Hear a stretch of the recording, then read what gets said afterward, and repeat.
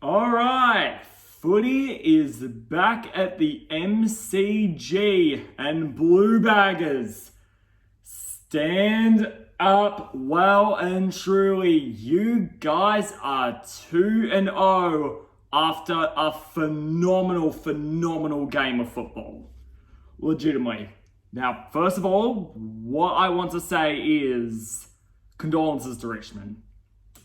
They played a really tough brand, a really hard brand, and they went back and forth for like the entire game with a team that I think will be a team that will be a very strong team in season 2024 and is already showing very clutch ability, especially in the late stages. Like how Michael Voss has trained this Carlton team to be this good late in games is actually phenomenal, especially after what was happening in 2022.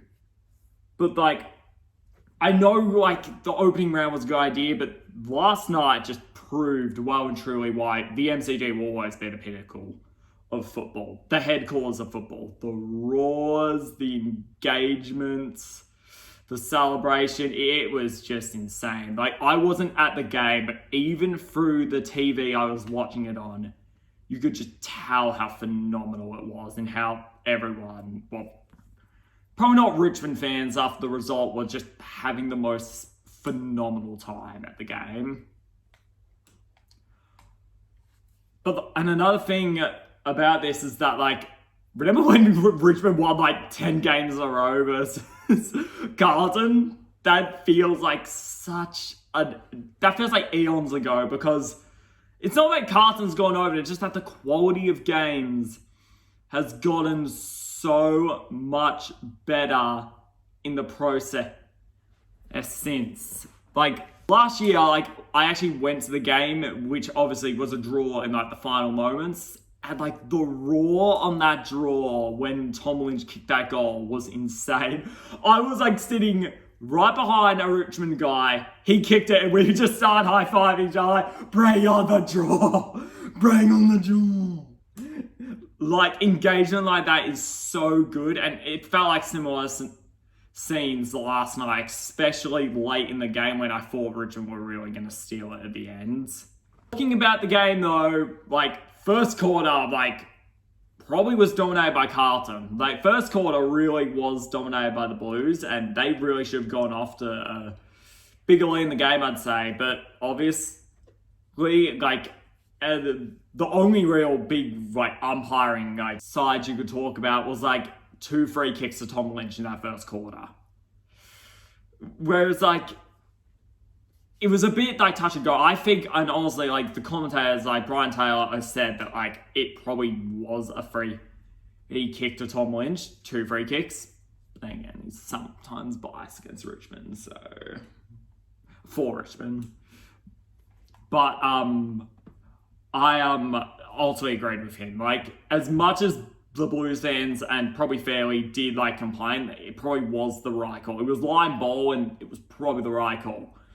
The reason that was important was because that kind of got Richmond in the game. Like, the fact that they weren't like 3 goals down like they should have been probably gave them a bit more of a spark than that they would have liked. And I think they really put in a defensive game plan in the second quarter. Like after the first quarter, it was just free flowing after that.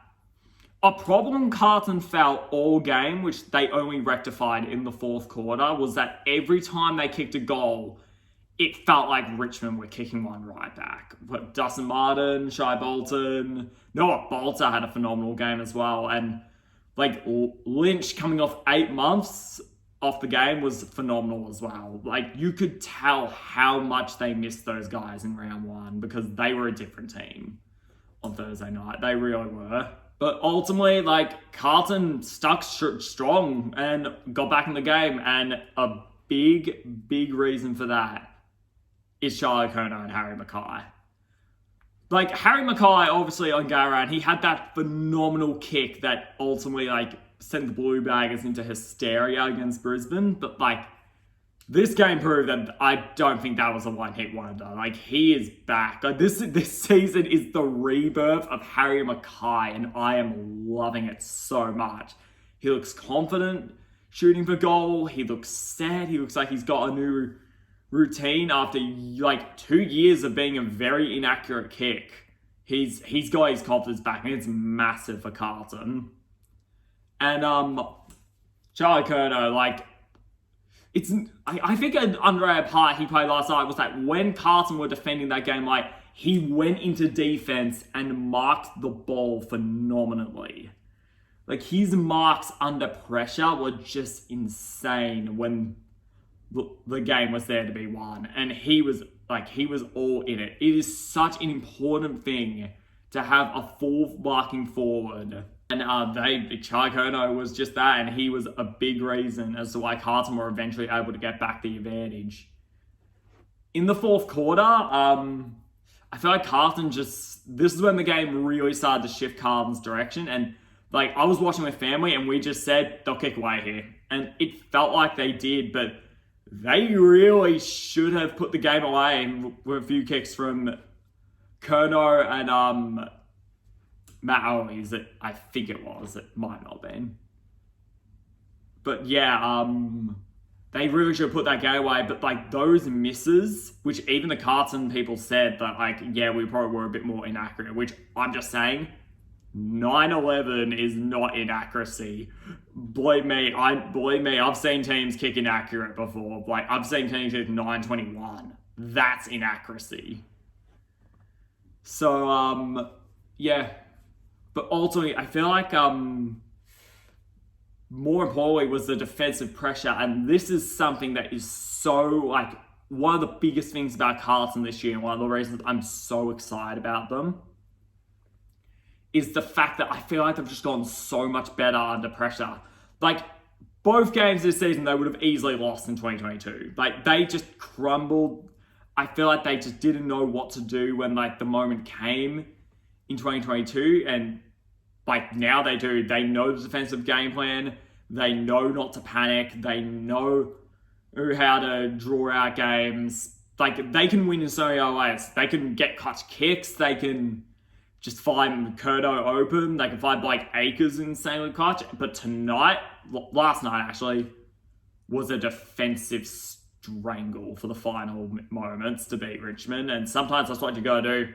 8 minutes of not allowing them to kick a goal, which was incredible defense by Sard, by Wiedering, like, so good. And they're going to get guys back. They're going to get Sam Walsh. Like, they're very well placed for a run this season. And ultimately, I feel like Richmond, despite losing, like, I feel like they gained more fans than they lost last night. Like, Adam Uze had a plan that worked.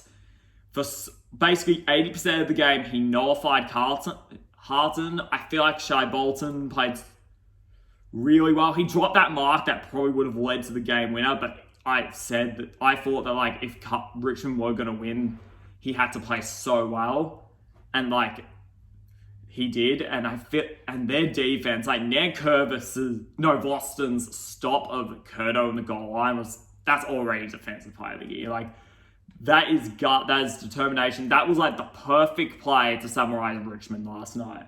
Just tenacious, just fiery, just never wanting to give in despite everything. And ultimately, even though they lost, like, I feel like they've got a plan, they've got something they can build on. And I just felt like they never gave up. And it really sucked that someone had to lose that game, because it was a phenomenal game against two sides I think showed that they have the ability to really beat anyone on their day.